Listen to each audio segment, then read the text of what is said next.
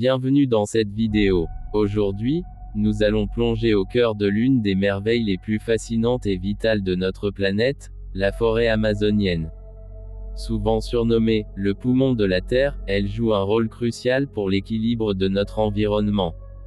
Mais pourquoi ce nom? Que signifie-t-il vraiment? Et est-ce totalement vrai? Installez-vous, on vous explique tout en détail. Mais avant de continuer, donne-moi quelques secondes pour liker cette vidéo et s'abonner sur cette chaîne pour ne rien rater des prochaines vidéos. 1. L'Amazonie, un trésor naturel. La forêt amazonienne est la plus grande forêt tropicale du monde. Elle s'étend sur 9 pays d'Amérique du Sud, principalement au Brésil, et couvre environ 5,5 millions de kilomètres puissance 2. Imaginez, c'est presque la taille de l'Australie. À elle seule, elle abrite plus de 10% de toutes les espèces vivantes connues, des arbres géants, des plantes médicinales, des millions d'insectes, des oiseaux rares, des jaguars, des singes, et même des tribus humaines qui vivent encore isolées du reste du monde. 2. Le rôle dans la production d'oxygène. On dit que la forêt amazonienne produit environ 20% de l'oxygène mondial. C'est de là que vient son surnom de « poumon de la planète ». Chaque jour, grâce à la photosynthèse, ces milliards d'arbres transforment le dioxyde de carbone, CO2, en oxygène, un gaz indispensable à la vie. Sans ce processus, la Terre serait étouffée par le CO et nous n'aurions pas assez d'air pour respirer. 3. Mais attention, mythe ou réalité? Beaucoup d'experts rappellent que si l'Amazonie produit énormément d'oxygène, elle en consomme aussi beaucoup. En effet, les arbres respirent la nuit et libèrent une partie du CO. De plus, la matière organique qui tombe au sol, feuilles mortes, branches, troncs, est décomposée par les bactéries, ce qui consomme aussi de l'oxygène. En réalité, la plus grande partie de l'oxygène que nous respirons vient des océans, grâce au phytoplancton.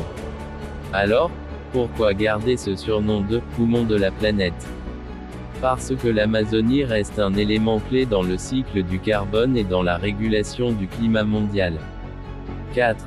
Le rôle climatique. L'Amazonie n'est pas seulement une réserve d'oxygène. Elle agit comme un immense climatiseur naturel. Les arbres absorbent de l'eau dans le sol et la rejettent dans l'air sous forme de vapeur. Résultat, la forêt génère ses propres pluies, rafraîchit l'atmosphère et influence même le climat de toute la planète. On estime que sans elle, de nombreuses régions du monde connaîtraient des sécheresses plus fréquentes et plus graves. 5. Les menaces qui pèsent sur elle. Malheureusement, la forêt amazonienne est en danger. Chaque année, des millions d'hectares sont détruits par la déforestation, principalement à cause de l'agriculture intensive, soja, élevage de bovins, l'exploitation du bois, les incendies, et les activités minières.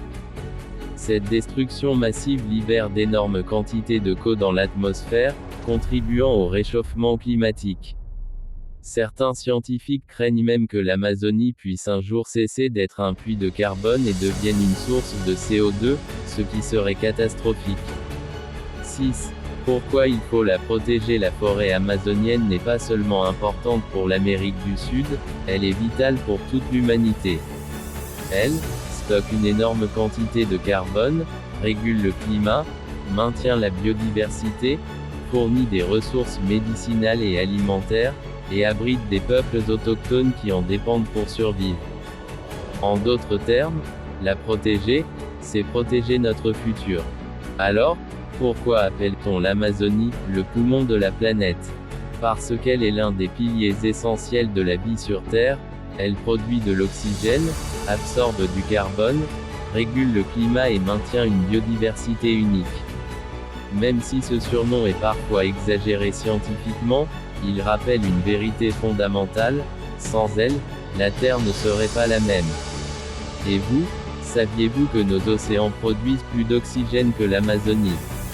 Pensez-vous que l'humanité en fait assez pour protéger cette merveille naturelle? Dites-le moi en commentaire. Merci d'avoir regardé cette vidéo. Si vous l'avez aimé, n'oubliez pas de mettre un like, de vous abonner et d'activer la cloche pour découvrir d'autres contenus passionnants sur la nature, l'histoire et notre planète. À très bientôt.